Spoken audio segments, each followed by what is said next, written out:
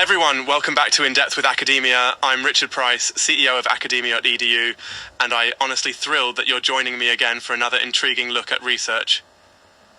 As always, I want to remind you that my job here is not to endorse all these findings. I'm just laying them out so you, listener, can and reflect. Academic research is some sealed of absolute truth. Think of it as packed with insights and perspectives you can try on and see what fits. Today, we're diving into a topic that just might have a larger impact on your life than you'd guess, and honestly on our justice systems too. We're exploring the paper Ability in Digital Forensic AI Using Transparency in Legal Evidence Analysis by P. Bellison. Even title is a mouthful, right? But don't worry, we'll break it down, piece by piece, and see why it matters. So what's the actual problem P. Bellison is tackling? Let's start here. As artificial intelligence SWE into forensic science thinks about digital detectives pulling evidence from phones or laptops, there's this collision between old legal demands and wild new AI unpredictability.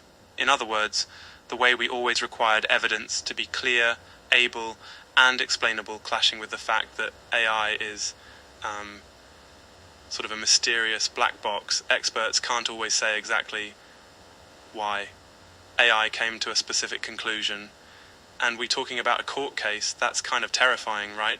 If a tool tells you this file is malware, but no one knows why, can you really trust it in court? Why does this matter for anybody who isn't like a police officer or lawyer? Well, digital tools increasingly sift through our data, sometimes looking for crime, sometimes just checking for security. Whether you know it or not, are already part of this reality. If you ever have to defend yourself in court, digital evidence might be involved, and I'd want to know that whatever analysis got done, was fair, fully reviewable. Okay, let's get into Bellisan's main findings. The paper lays out three main pillars, and hang with me because they're actually pretty easy to keep straight. Bellisan talks about the need to. Every single step an AI system takes in evidence processing, this is called an audit trail.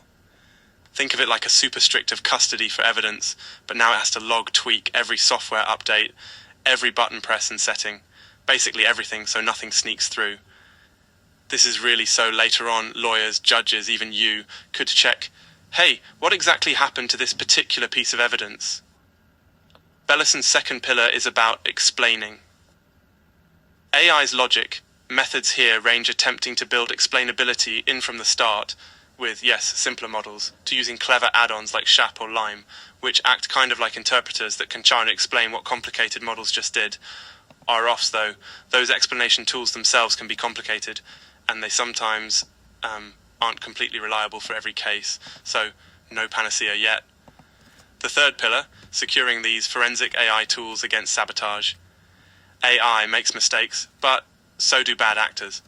There's a real risk that attackers could intentionally try to trick or poison these systems. Imagine a hacker tweaking a file just enough to fool the machine, but not a human. According to Bellisan, your audit trail, to not only capture the data, but also be robust enough to help spot when things go wrong. On Let Me Dig a Sec, this stuff about the black box aspect of AI really hits close to home. I remember he's not a techie, asked me if an algorithm that flagged his bank transaction could ever explain itself properly.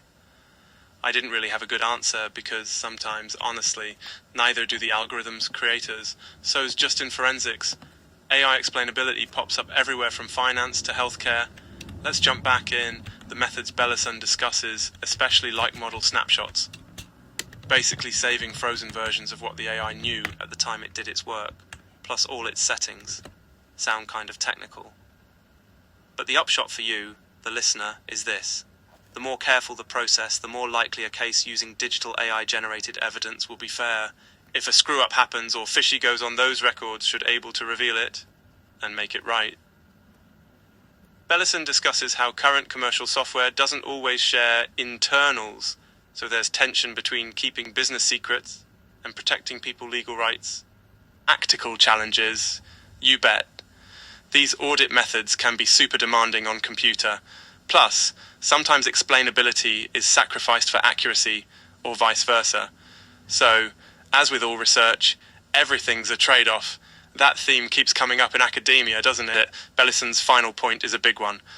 As these tools evolve, we can't just trust a machine and leave the humans out. NSIC experts need to know what's going on under the hood so they can explain things and challenge mistakes. Otherwise, justice system just becomes a theatre of technology theatre where hardly anyone understands what's actually happening. If we're facing digital, you want those humans to still be in the loop. So what does all this for you? Well, honestly, if you care about privacy, justice, or how is changing society, or if you just worry about getting caught in an algorithm's net, this is all stuff want judges and experts to write: accountability, transparency. Those thanks so much for listening. That's our look into auditability in forensic AI by P. Bellisan. I hope you came away a new angle to think about technology, law, and your own digital life. And remember, ideas up for discussion, they aren't set in stone. Tune in next time, another in-depth exploration of how research shapes the around us.